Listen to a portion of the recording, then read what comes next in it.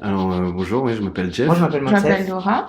L'histoire que je Cette vais te histoire raconter. Alors, incroyable. mon histoire, moi, elle commence Mon à histoire, en fait, Budapest. pour la raconter, il va falloir remonter un petit Il y peu a en à peu près arrière. 6 ans, en 2014. 2019. 2015. Il y a eu un instant précis qui a bouleversé énormément de choses. Changé toute ma vie en fait. C'était un tournant dans ma vie qui a un peu tout chamboulé. Et en fait, je suis là pour vous raconter ma life. Retour à l'instant T, c'est le podcast qui met en lumière vos propres histoires, celles qui entrent dans vos vies un instant et bouleversent tout sur leur passage. Bonjour à tous et bienvenue dans le 32e épisode du podcast Retour à l'instant T. Aujourd'hui, nous allons découvrir l'histoire de Sophie. Accueillir un enfant représente beaucoup de chamboulements. La maternité en elle-même possède de nombreuses surprises auxquelles on ne s'attend pas jusqu'au moment où elles arrivent. Sophie ne voulait pas tout savoir de la grossesse et de l'accouchement. Elle voulait vivre cette expérience avec confiance et insouciance. Seulement, tout ne s'est pas tout à fait déroulé comme prévu initialement. Partons ensemble à la découverte de l'histoire de Sophie. Retour à l'instant T. Bonjour Sophie, bienvenue sur le podcast Retour à l'instant T. Je suis ravie de te recevoir aujourd'hui pour que tu nous racontes ton histoire. Bien, merci de me recevoir. Bonjour. Est-ce que tu pourrais te présenter en quelques mots à nos auditeurs ? Alors, je m'appelle Sophie, je suis journaliste et je suis la maman de 2 garçons, l'un de 17 ans et l'autre de 15 ans et demi.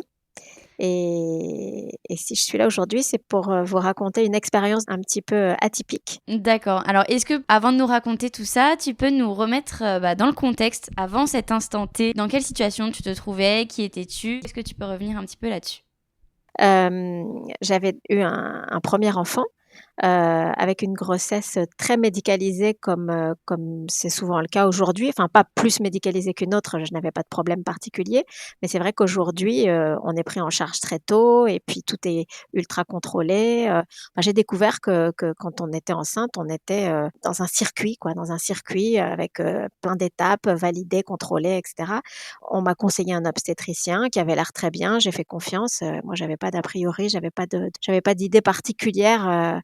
Voilà, moi j'ai vraiment eu des grossesses qui sont arrivées naturellement. J'étais pas du tout, j'étais tout à fait insouciante par rapport à tout ça, donc j'avais pas d'idée préconçue sur rien, j'avais pas d'envie particulière. Et donc cet obstétricien m'a très bien suivie, il avait une très bonne réputation. Assez vite, il m'a fait comprendre qu'il valait mieux déclencher mon accouchement parce que je suis toute petite, que j'ai un petit bassin, que le bébé avait l'air assez gros. Le terme était annoncé un 11 novembre. J'ai pas fait le lien tout de suite, mais bon, le monsieur me dit qu'il vaudrait mieux que j'accouche 15 jours avant parce que ce sera plus simple pour tout le monde. Et puis que de toute manière, il valait mieux le déclencher et être sûr que je n'ai pas besoin d'épisiotomie, que ce serait mieux pour tout le monde. Là, on parle bien du premier enfant. On parle du premier enfant, c'est important pour la suite. Donc voilà, à ce moment-là, je suis comme une petite fille devant un adulte parce que j'ai été élevée comme ça, parce que le médecin a toujours raison, parce que lui, il sait et moi non. Donc je me dis après tout, voilà, s'il me dit que j'ai un gros bébé, que moi je suis petite et qu'il a peur que ça passe pas correctement et qu'il veut m'éviter une épisiotomie, je me dis peut-être qu'il a raison. Et je pose pas trop de questions sur ce qu'est un déclenchement. Je sais vaguement, on va le déclencher, ça veut dire que on va sûrement me faire quelque chose qui fait que le bébé va sortir, mais je vais pas au-delà. Je me laisse porter. Et donc il arrête une date. Il me dit, ça sera le 25 octobre au lieu du 11 novembre. Est-ce que ça vous va le 25 octobre? Et je me vois le noter dans mon agenda un petit peu comme un rendez-vous chez le coiffeur. Je trouve ça bizarre, mais je me dis, peut-être que c'est comme ça maintenant, peut-être que beaucoup de femmes font ça. Et il me dit, vous savez, j'ai beaucoup, beaucoup de patientes qui sont très heureuses de déclencher leur accouchement parce que j'ai beaucoup de businesswomen, de sportives qui ont besoin que ça soit cadré. Elles n'ont pas le temps d'accoucher, donc c'est bien que ça soit dans un planning. Donc il me vend le truc comme quelque chose de moderne. Je me dis, peut-être que c'est moi qui suis restée bloquée sur les années 50, que je n'ai pas connu, je précise. Et donc je me laisse porter, quoi. Je dois être shootée aux hormones, je sais pas. Enfin, je le crois. Je me dis c'est super. Et donc le 25 octobre, je vais accoucher sur rendez-vous. Je pars le matin, je me maquille, je me fais jolie, je suis bien habillée. Je vais accoucher comme on va chez le coiffeur. Et c'est après que je prends conscience de ce que je viens de faire. En fait, quand le bébé naît, je me rends compte qu'en fait, on l'a délogé, qu'on m'a fait une piqûre, qu'on a provoqué des contractions, qu'on a délogé cet enfant de sa place et que peut-être il n'était pas prêt, il lui restait encore 15 jours, peut-être que lui, il n'avait pas du tout envie. Et je l'ai vécu comme une violence. D'un seul coup, ça m'est apparu, j'ai fait un énorme baby blues parce que j'ai eu un sentiment de culpabilité intense. persuadée que j'avais fait du mal à mon enfant. J'ai essayé d'en parler à l'obstétricien qui a rigolé, qui a botté en touche en disant mais enfin, il m'a pas dit n'importe quoi, mais je sais plus quelle était sa réponse, mais je l'ai pris comme vraiment quelque chose d'un peu humiliant, quoi. Ouais, voilà, c'est votre chute d'hormones, ça va bien aller, quoi. Donc je l'ai mal vécu pendant plusieurs jours et je me suis dit plus jamais ça, c'est horrible, je m'en veux de ce que je lui ai fait. Donc mes premiers pas dans la maternité se sont faits dans une culpabilité immense. Donc là, on va switcher sur le deuxième bébé dont je tombe enceinte 1 an et demi plus tard, donc finalement assez vite. J'attends ce deuxième garçon et le même obstétricien me dit vous savez, les deuxièmes bébés, ils sont encore plus gros que les premiers, donc on va faire comme pour votre premier, on va déclencher l'accouchement. Et là, il me donne une date. Il me dit on va noter ça pour le 26 avril. Et moi, dans ma tête, il y a tout qui crie non et je n'ose pas dire non parce que, encore une fois, et si jamais je dis non et qu'après il y a un problème, parce que pareil, il me parle de problèmes médicaux, voilà, du fait que c'est un gros bébé, que je suis petite. Enfin, il recommence avec les mêmes arguments. Et je le vis pas bien, mais je n'arrive pas. Je n'arrive pas à lui faire part de mes doutes. J'arrive même pas à lui dire: «Est-ce que peut-être on pourrait pas tenter?» Je n'y arrive pas du tout et je m'entends lui dire d'accord et noter le rendez-vous pour le 26 avril. Sauf que je sens que ça travaille en moi et que ça me plaît pas. Plus cette date approche, moins je suis à l'aise. Le 25 avril, donc la veille du jour J, je sais pas ce qui se passe en moi, je me sens un petit peu particulière. Je suis très, très, très enceinte. Mes parents ont pris, mon premier enfant parce qu'il me trouve très fatiguée, hein. Je suis donc à un jour du déclenchement du deuxième et le soir, je vais me coucher en laissant, je me souviens, j'ai laissé plein de miettes sur la table. Enfin, j'ai pas nettoyé comme d'habitude en me disant: «Bon, demain, je me ferai une journée de ménage, avant de partir à coucher. J'espère que ça le fera venir». J'avais quand même ce secret espoir que le bébé allait venir avant le rendez-vous et donc je suis partie me coucher là-dessus et une fois au lit, je sens des contractions. Mais sauf que c'est nouveau pour moi parce que pour le premier, j'ai pas eu le temps d'en avoir puisqu'on me l'avait déclenché. Donc là, je sens des contractions et comme je suis assez dure à la douleur, bon, j'ose pas trop appeler tout de suite la maternité. Puis quand même, ça se rapproche, je me dis: «Je vais quand même, les appeler». Il est 1 heure du matin et je leur dis: «Voilà, j'ai des contractions». Et comme je suis zen, je sens que la personne au téléphone se dit: «Oh, c'est encore une mère, qui flippe trop tôt». Elle me dit: «Prenez un bon bain chaud et vous me rappelez après».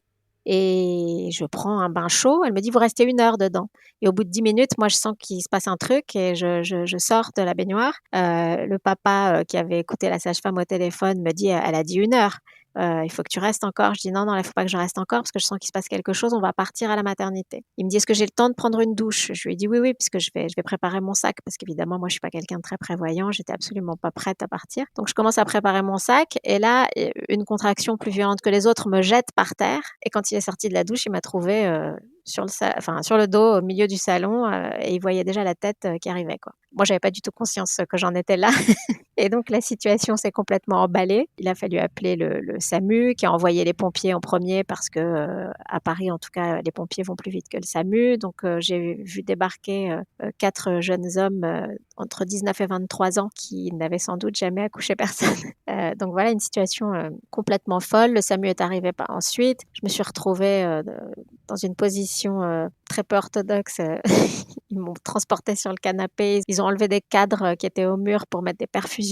Enfin, hôpital de campagne, au milieu du salon et donc ce bébé est né, la veille du jour prévu, par déclenchement, me libérant, complètement de ce poids que j'avais depuis des mois, en fait, à l'idée d'accoucher, sur commande. Et tu penses que justement c'est ton corps qui a fait ça pour te protéger et que tu revives pas ce traumatisme en fait Je suis complètement, intimement convaincue du pouvoir de l'inconscient sur le corps et puis sur la raison, parce que j'ai essayé de me raisonner en étant du côté de la médecine et de la science, sauf que parfois il y a des choses qui sont plus importantes qu'on sent dans sa chair et que même si on n'arrive pas à les formuler avec des mots, et c'est valable dans plein de domaines, hein. Là, on parle dans mon cas précis, cette histoire précise, mais je crois que quand on ne trouve pas les mots, le corps s'exprime à la place des mots. C'est le même principe que les secrets de famille, on ne peut pas dire, elles s'expriment autrement et je suis convaincue que ça a été un partenariat entre ce bébé et moi, pour ne pas revivre ce que j'avais vécu avec son frère. J'en suis certaine. et ça dit quelque chose d'important, sur le rapport, des femmes à l'accouchement aujourd'hui. On a beaucoup avancé, hein, puisqu'aujourd'hui, beaucoup de femmes privilégient quelque chose de plus naturel, de plus une sorte un retour à la nature. Alors après, ça c'est très personnel et très intime, c'est des décisions très personnelles, mais moi je dis pas qu'il faut accoucher chez soi. Je sais pas si j'aurais pu prendre cette décision d'ailleurs, parce qu'on se dit que s'il y a un problème, c'est quand même dommage, de prendre un tel risque. C'est quand même très personnel comme décision. Donc je suis pas en train de faire l'apologie de l'accouchement à domicile. En revanche, je trouve que souvent on n'est pas écouté. On n'est pas écouté sur des choses qui sont quand même importantes, quoi. Moi, on m'a pas expliqué ce que c'était qu'un déclenchement. Alors j'aurais pu poser la question, hein, je fais aussi mon mea culpa, je suis un peu, avec le recul, je me dis que j'étais un peu neuneu aussi, hein. Mais en même temps, c'est tellement de nouvelles informations d'un coup que j'imagine on se fait vite prendre de court avec tout ça, quoi. Oui, et puis après, on n'a pas toutes le même tempérament. C'est vrai qu'il y a des femmes qui ont besoin de tout maîtriser. Moi, c'est un sujet sur lequel j'avais pas envie d'en savoir trop. On m'a souvent proposé, on m'a proposé pour mes 2 grossesses de faire, la préparation à l'accouchement, par exemple, que beaucoup de gens font.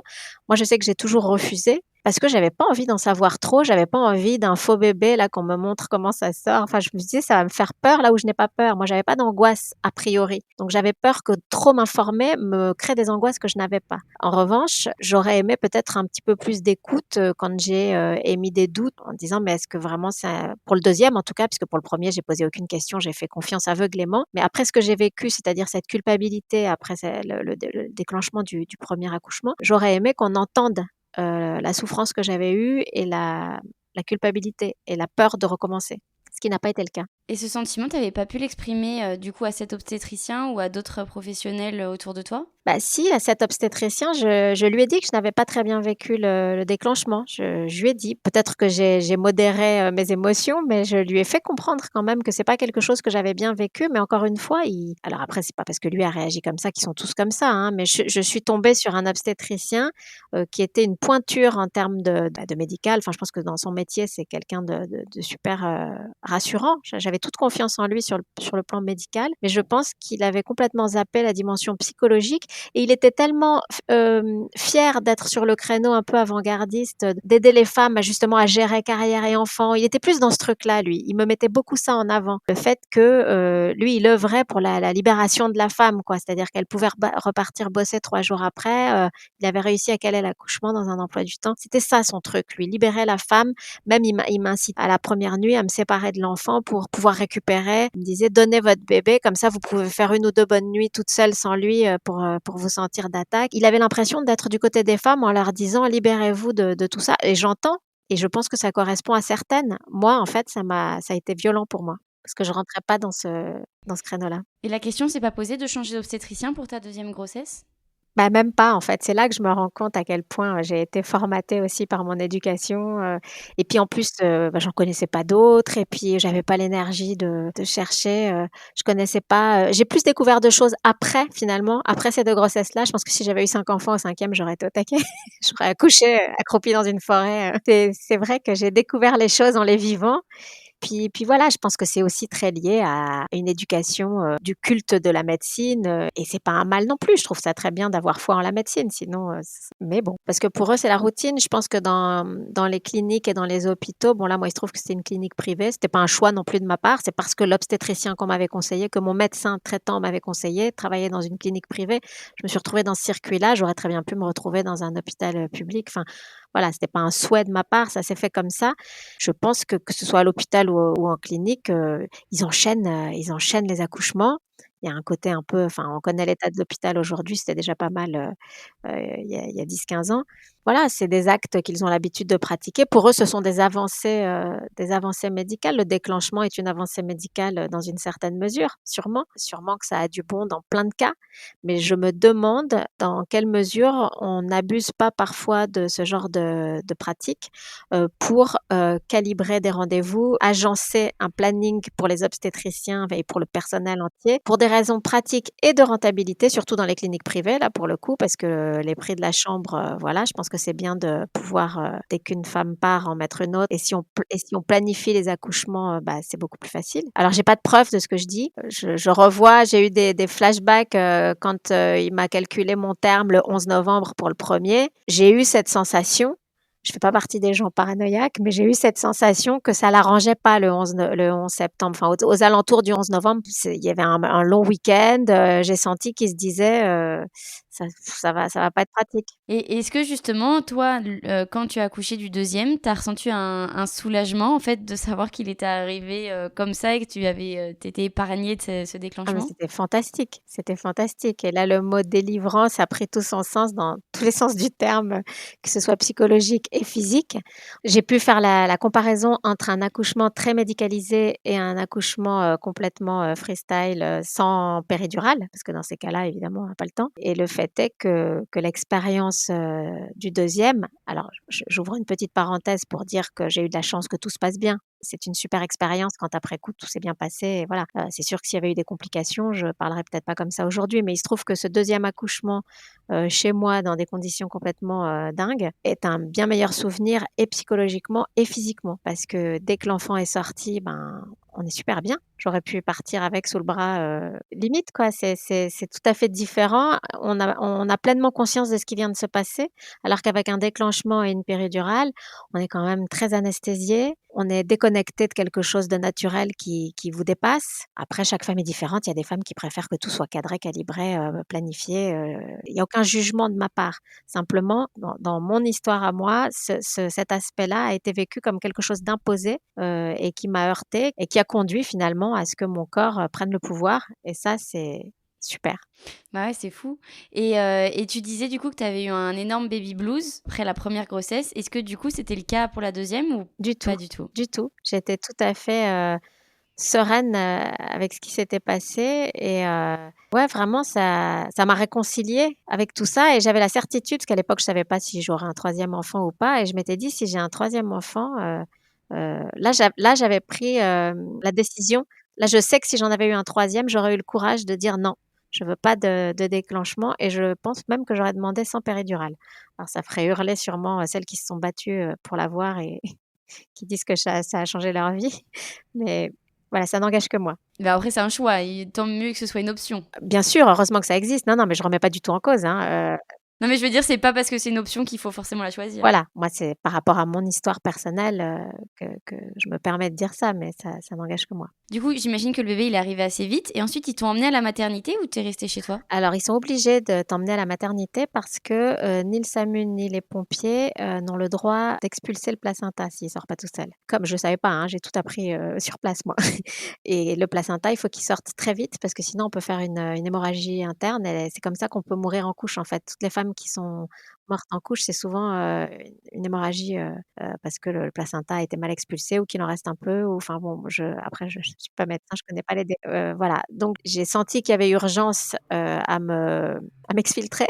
Donc je suis partie avec le SAMU et mon bébé, sous une couverture, de survie, tout pimpon hurlant, on a traversé Paris, enfin voilà jusque dans le 17e et donc je suis arrivée à la maternité avec un bébé déjà fait, voilà, pour la suite, des des festivités et après, beh, ils m'ont gardée en observation et je suis rentrée chez moi. Alors c'est aussi violent pour le papa qui se retrouve tout seul au milieu d'une scène, de crime presque, avec des bouts de gants, des bouts de du sang partout, le canapé jaune était rouge.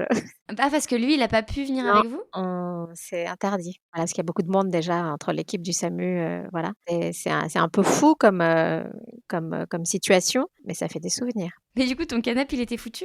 Ouais, on a eu du mal à le ravoir, ça a été un crève-cœur de s'en séparer quand même parce que c'était un peu ma salle d'accouchement et pour la petite anecdote, ce qui est assez marrant dans cette histoire, c'est que, quand j'ai accouché chez moi, donc quand les pompiers sont arrivés, qui m'ont, attrapée, je sais pas comment, pour me mettre sur le canapé parce qu'on avait dû leur apprendre qu'il fallait me mettre dans une certaine, position, bon, j'en sais rien, parce que le bébé est vraiment arrivé au moment où ils m'ont posée sur le canapé et voilà. Ce qui a été marrant, c'est que quand le bébé est sorti, ma première réaction, c'était pas: «Oh là là, est-ce qu'il pleure? Est-ce qu'il va bien?»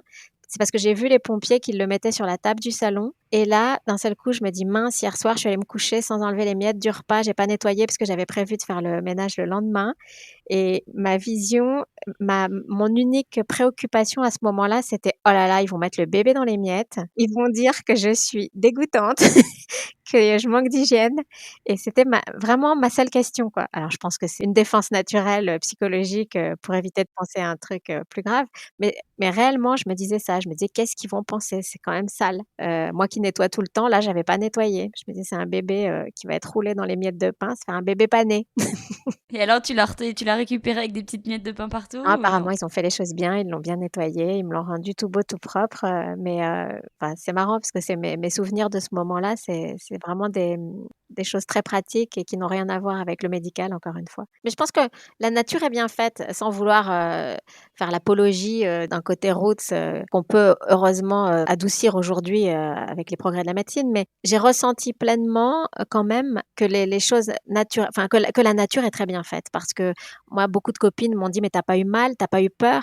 Et en fait, non, parce que quand on est dans cette action-là, on n'a ni le temps d'avoir peur, ni le temps d'avoir mal, en fait. Enfin, la douleur, elle y est, mais je crois que c'est quelque chose qu'on oublie aussitôt après. Quand tu as dû sentir que le bébé arrivait, le fait d'avoir appelé le SAMU, les pompiers, il y a peut-être eu un moment de panique à te dire: «J'espère qu'il va pas arriver avant qu'ils, n'arrivent eux». Mais même pas. En fait, je crois que tout est mobilisé. Je pense qu'on est entièrement mobilisé, sur l'action d'accoucher.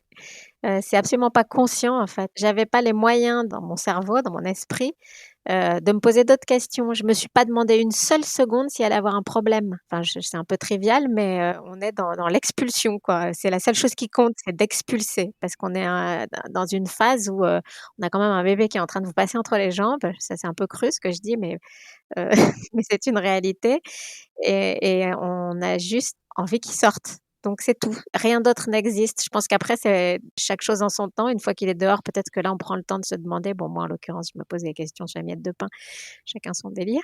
Mais mais je pense que s'il y avait eu un problème, qu'il ait pas pleuré, que j'ai perçu de la panique chez les personnels du SAMU, j'aurais peut-être commencé à avoir peur, mais voilà, je pense que sinon on est mobilisés sur l'action, dans un élan très naturel finalement et je suis contente d'avoir vécu ça. Alors peut-être que c'est plutôt ton mari qui était en panique? Ouais, il est resté très zen, mais ça aussi c'est une autre anecdote, rigolote, c'est qu'en attendant les pompiers, je lui broyais le pouce, parce que j'étais quand même en train d'accoucher, sans avoir la sensation d'en être aussi près du but, hein.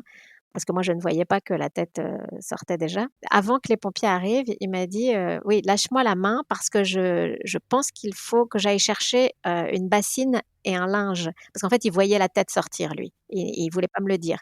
Il me dit: «Il faut que j'aille chercher une bassine et un linge» et là, moi, ça a fait un j'ai vrillé dans ma tête, j'ai vu Charlie Ingalls dans La Petite Maison dans la Prairie et je l'ai engueulé en lui disant: «Mais de quoi tu me parles quoi? Une bassine et un linge?» quoi, d'un air de dire: «Oh, plus de notre époque quoi, ça sert à rien, qu'est-ce que tu vas nous chercher une bassine et un linge?» En fait, juste, il était en panique lui. C'était sa façon de l'exprimer, et puis en plus, je suis même pas sûre qu'on avait une bassine et et un linge.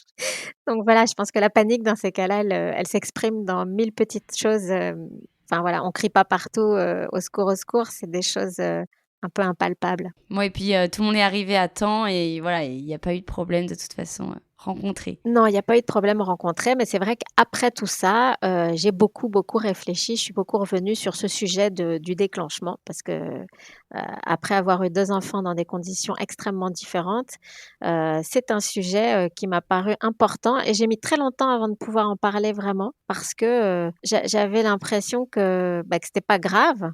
Parce qu'effectivement, il y a des choses plus graves sur des sujets de la grossesse, de la maternité, de l'accouchement, il y a des choses bien plus graves. Moi, j'avais tout s'était très bien passé, j'avais, 2 enfants en pleine santé, donc on se dit: «Est-ce que ça vaut le coup de revenir là-dessus?» Et en même temps, aujourd'hui, je suis persuadée que ça existe encore et que des personnes ont vécu la même chose que moi et alors en effet, c'est pas grave, mais c'est quelque chose qui peut être, vraiment douloureux, psychologiquement, je pense. Je pense pas être quelqu'un de plus sensible, que la moyenne, enfin, voilà, je pensais pas ressentir des choses comme ça et pourtant je les ai ressenties fort, fort et voilà, je trouve que ça pourrait être évité puisque finalement, parler, expliquer et donner le choix, je pense que c'est important. En fait, alors peut-être que plein de gens le font très bien et que là, en m'écoutant, certains vont se dire, Elle est idiote, elle aurait quand même pu le dire, je veux dire les médecins, c'est pas Dieu, bah, je suis complètement d'accord.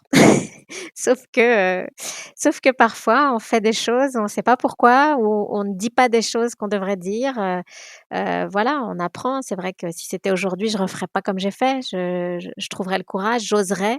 Moi, j'ai mis très longtemps à oser. Bon, bah, voilà, je pense que tant mieux pour celles qui osent avant. Moi, il m'a fallu du temps pour m'imposer et oser dire les choses dans tous les domaines d'ailleurs, aussi bien même dans le milieu professionnel. C'est un cheminement. On n'est pas toutes au même rythme. Donc voilà, aujourd'hui, j'aurais envie de m'adresser à toutes celles qui sont peut-être un peu comme moi, timides, à qui, on a dit que la médecine c'était, tellement respectable, qu'il faut surtout rien dire. Bon, bah, non, pas toujours. Je pense il faut savoir exprimer, son ressenti, même si, peut-être on n'a pas forcément raison, mais en tout cas l'exprimer, c'est important. Et puis si on le fait pas, bah, on prend le risque, que le corps le fasse à sa place. Alors quand c'est le cas d'une naissance, c'est super, c'est positif, mais je pense que c'est aussi valable dans les cas de maladie, dans les cas de le corps peut s'exprimer aussi pour des choses beaucoup plus négatives. Donc la parole reste essentielle, toujours. Et se faire confiance, si on ressent quelque chose de fort à l'intérieur de nous-mêmes, on a quand même une intuition et un instinct personnel qui fait qu'il faut le prendre en compte, quoi. C'est exactement ça, toujours écouter son intuition. Je pense qu'on est les seuls à savoir, vraiment, ce qui est bon pour soi. Et bah, c'est une super phrase de fin pour terminer le podcast. Est-ce que tu veux rajouter quelque chose avant que l'on termine? Non, je te remercie beaucoup de m'avoir laissé la parole sur ce sujet qui finalement est toujours resté dans un coin de ma tête et je suis contente de le partager et puis, ce qui serait super, c'est peut-être que des obstétriciens l'écoutent et prennent le temps d'expliquer pourquoi ils prennent certaines décisions et puis qu'ils l'expliquent peut-être d'un point de vue parfois plus psychologique que purement médical. Ça pourrait être un plus. Bah, j'espère que ce podcast, cet épisode tombera dans les oreilles d'obstétriciens ou de personnes du corps médical, mais aussi de personnes qui justement s'apprêtent à vivre une grossesse ou quelle que soit la consultation, mais en tout cas qui ont peut-être ce problème face à des autorités à ne pas oser exprimer ce qu'ils ressentent, et bah, que ça libère la parole. Exactement. Donc un grand merci à toi. Merci beaucoup. Au revoir Lucie. Au revoir.